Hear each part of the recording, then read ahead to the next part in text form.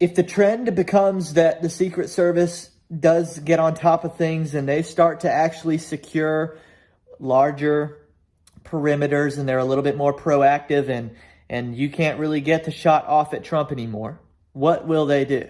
What will they do next if you can no longer get the line of sight to Trump? In my opinion, what I think they're going to do is turn the attention off Trump, quit trying to take Trump out, start taking his supporters out. I hate having to record these tough ones, man. It's another tough one. It is September 10th, 2025. Charlie Kirk has been executed, shot, assassinated, killed, murdered, all of the above. Today, he is dead. You guys, if you're watching this, you know who Charlie Kirk is. I'm not going to go through the spiel. You guys know how important he was, what he was going to be. What a lot of people thought he was going to be. A lot of people on the right thought he was going to be something. And I actually wasn't sure. I was like, I don't know. Well, now I do know. Because when the enemies think that somebody's going to be something, that's when you really know. They were obviously scared about Charlie's future. They feared this guy. They took him out because they feared him. Man, I've got a lot of different things I need to say in this video. There's going to be a lot of political comments, which is not even what I mean to do, because the funny part is, there's nothing funny about this. The ironic part is, what I've said to my friends off camera about this is, because all of the discussion is political about this, and I've said, man, even though a lot of this is politically important and motivated, it's less blue versus red and more good versus evil. I try to keep saying that the person, whoever did this, is more disturbed spiritually than they are politically. We gotta remember that. That's what this comes down to, and that's why some people will say, well, in the end, Charlie's political ideas are what got him taken out. It's like, no, not really, because his political ideas were based, completely drawn from his spiritual beliefs and what he understood from a religious perspective. His religion informed his politics. Therefore, really what got him taken out today was a belief in God, first and foremost. We need to understand that. His Christianity put him in this position. And that's, I say that as not as a criticism whatsoever, obviously. I say that as a point of honor, a complete point of honor, as we remember Charlie Kirk. I just hope that I can be more like him, man. He was 31 years old. I'm turning 28 in a week, less than a week. Wow. There's a lot of, part of what's happening to me right now is that this hits so close to home because I feel like I have so much in common with this guy. I just hope that I can. There's a few things that I know that I have in common with him. Just from a real easy to notice perspective, in terms of similarities between Charlie and I and why this feels so freaking real to me, man. Charlie and I both left college early. We didn't finish. We both have taken that journey in life. We're both Chicago sports fans. He's a Cubs and a Bears fan. The last podcast slash radio clip that he uploaded to his YouTube channel within the last 20-something hours before he was taken away from us forever. It was about the Chicago Bears game on Monday night. The last thing that I posted to my YouTube channel before this video that you're seeing now was a reaction to the Chicago Bears game on Monday night. Charlie Kirk went out on a Bears loss, but still found a way to mock the Vikings on his way out for never having won a Super Bowl. The Bears are who we thought they were. The Bears find ways to disappoint us post-1985. That's fine. We still won a Super Bowl. And let's count how many Super Bowls the Vikings have won. That's what I thought. I love that. He was talking about Caleb Williams' nails. The same thing I was talking about. Caleb Williams, I'll tell you what. That guy with his black nails, he's going to wear a tutu to the next game. It's so disturbing. It's really disturbing to see a guy that you relate to a lot the target of a murder. Charlie had 2 kids. I'm gonna play a video of one of his daughters running up to him. This will never happen again for them.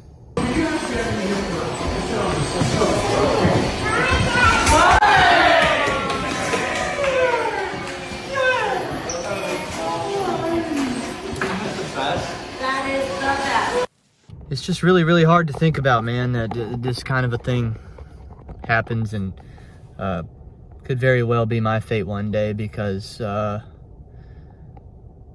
know the things that I'm going to say throughout my years, and that I'm never going to stop either, and that people are going to get upset at me, and it could happen.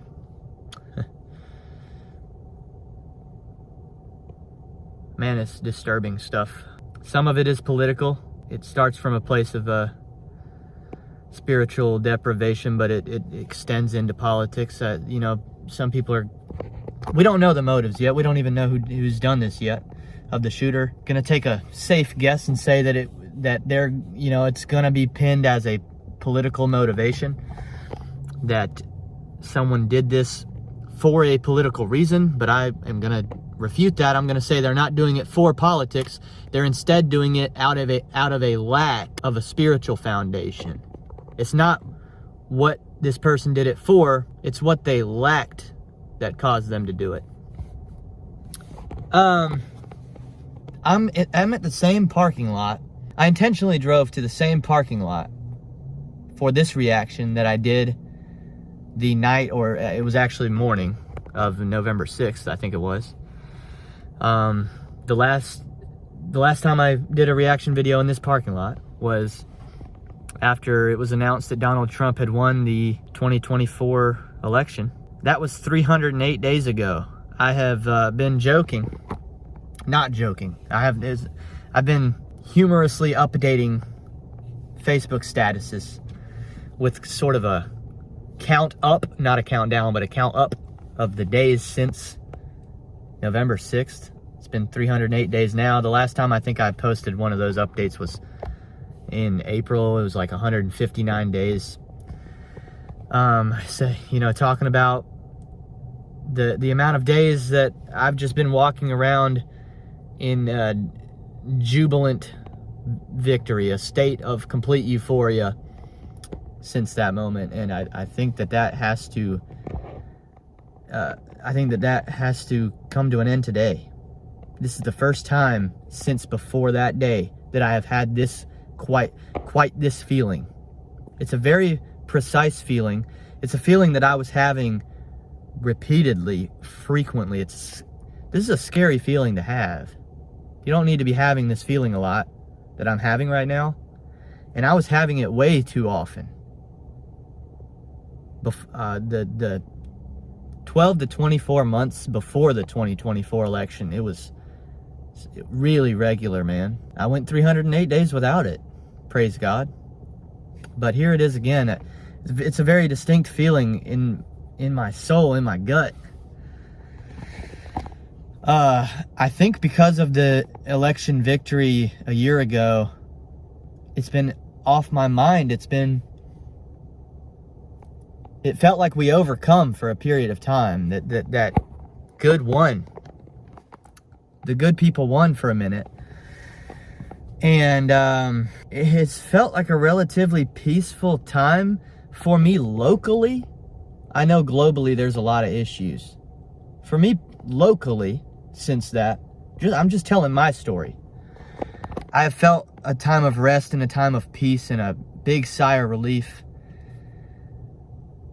because I was scared for what my life might look like, what my reality might look like had a different result been reported that day.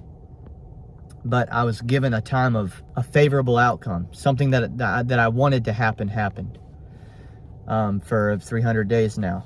So I've kind of not even been, my mind's not even been there on the task at hand that we might have been given as a people. I've kind of been off.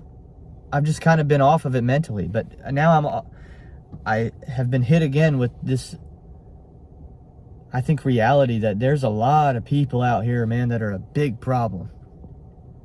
It was really clear before in the early 2020s. It was really clear.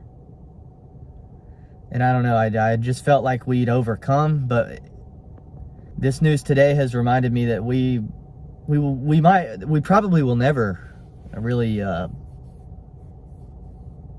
never be something that in my lifetime is over with, man. This is going to be a problem repeatedly. We have people in our country that don't want to see us flourish, that will resort to any means necessary, that are evil. And a big problem. I mean, a really big problem that I don't really know what the answer is for. Because we should remain within a confines in terms of the actions that we take from here on out. We need to remain level-headed. And I know some of my reactions haven't always been that on YouTube, and I've left them up because I'm imperfect, and I know that. Some of my best moments aren't on camera, and I've gotten really, really upset. And I'm upset now, and I'm trying to be more level-headed because that's what we need to be. Our reaction needs to be level-headed. It needs to be moral and grounded in spiritual truth and reverence for the higher power that works all things for good. If we're to believe what is said, then this will be too, somehow. I don't know.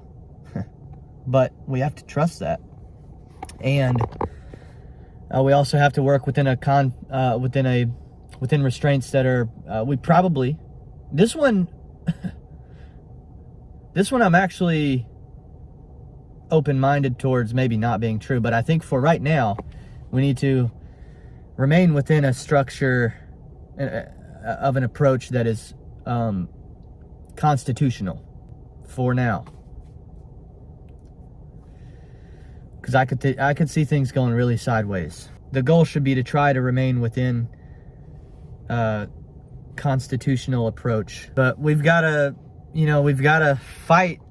We've got to conduct a version of a fight that is respectable in those fashions, I think. But we do have to fight. Over the past 300 days, I haven't really been fighting. I've been, like I said, peaceful and happy. I'd felt like we'd won a fight, but I've not been fighting, and there's gonna be another day where we got to get back to it, guys. That's the sad reality. This thing's not over with these people. Clearly, can't trust these people.